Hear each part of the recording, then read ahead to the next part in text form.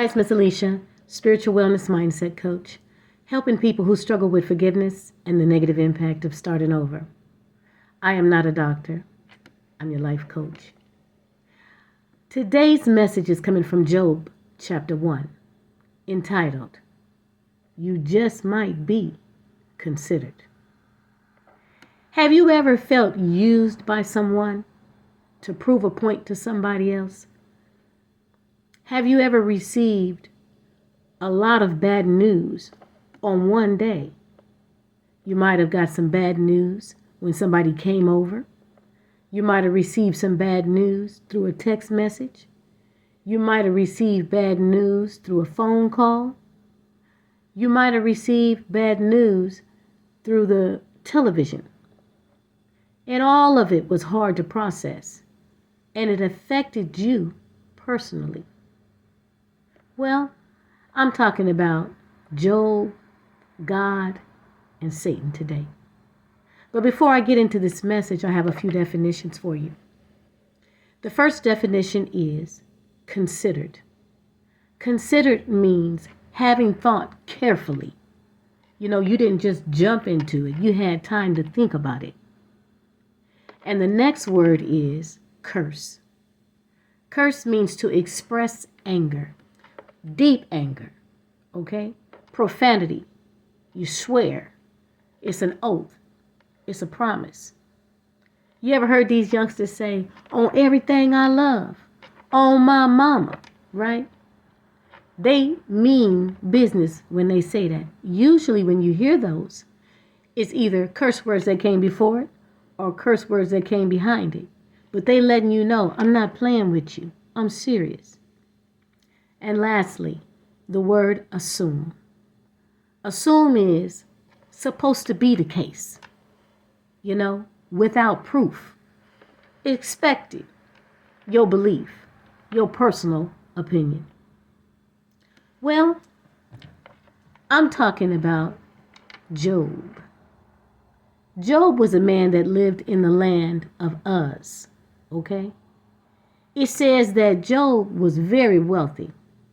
He was the greatest man on the east side of Uz. He had 7,000 sheep, 3,000 camel, 500 oxen, 500 donkeys, 7 sons, 3 daughters, many, many servants, a wife, and he had good health, and he served the Lord. He loved God, okay?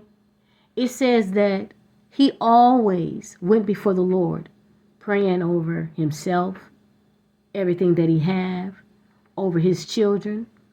It says that his children used to feast a lot, eating, drinking, they could do that. Their daddy had everything. It says that they would hang out over at the eldest brother's house.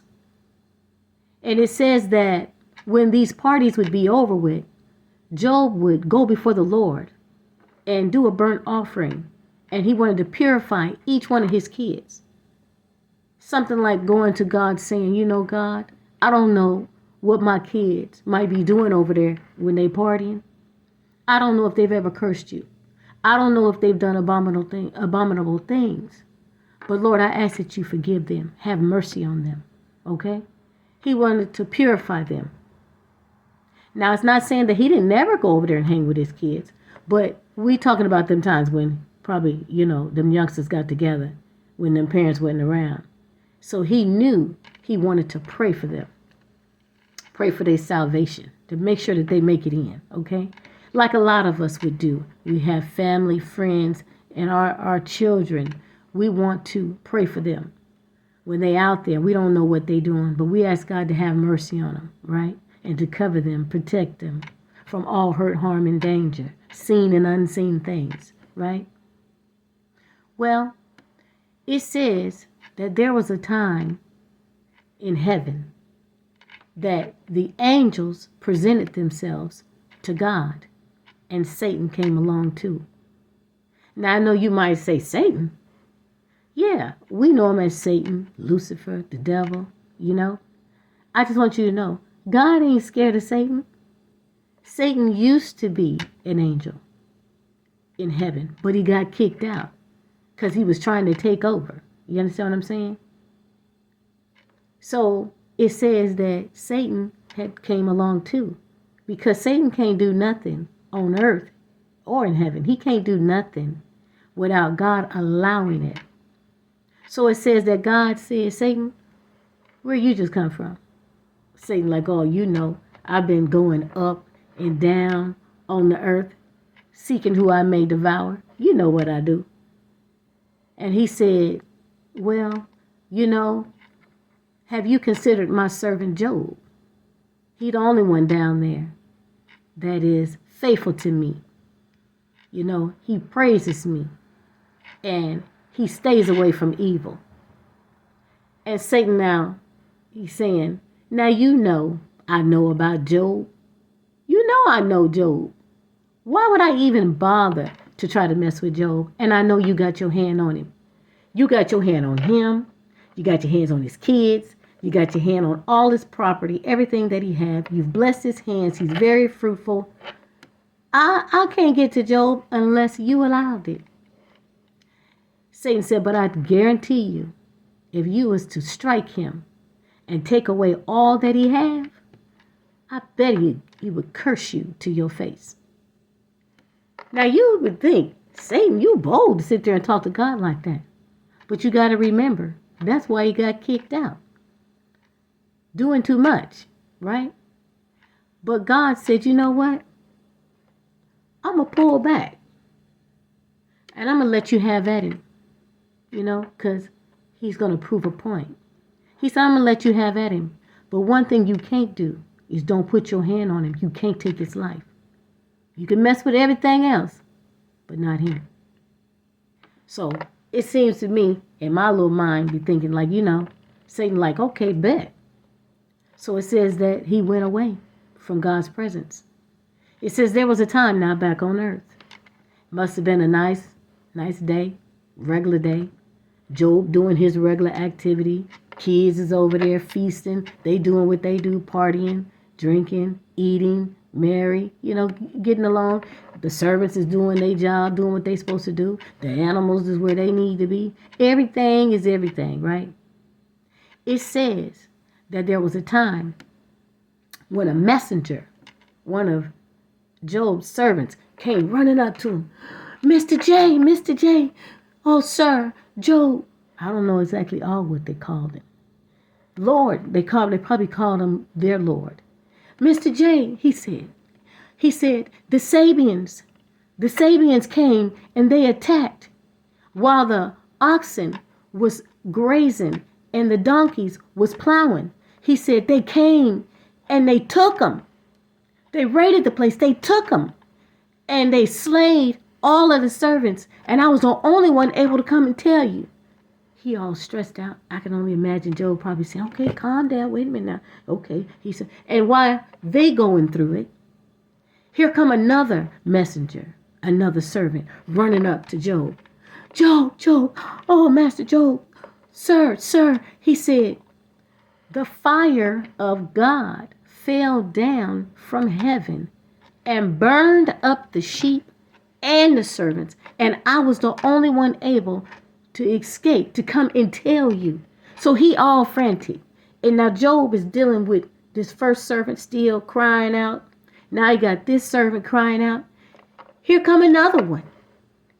Oh, Mr. Job, sir, Lord, he said, the Chaldeans formed 3 bands and raided and took the camels, all of the camels, and slayed all the servants. And I was the only one able to escape to come and tell you.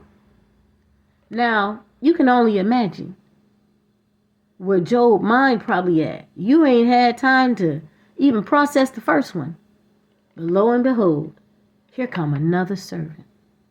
Oh, Lord. Mr. Job. Oh, I can only imagine he was walking slow, fast, walking slow, slowing down, out of breath. Your kids, Mr. Job. The kids, you know, the kids. He probably was stuttering. He said they was feasting at the elder brother's house. He said, and a strong wind came from nowhere out of the wilderness, out the desert, and it hit the four corners of your eldest son's house. And the house collapsed. And all your babies is up in there. They all gone, Mr. Job. They all gone.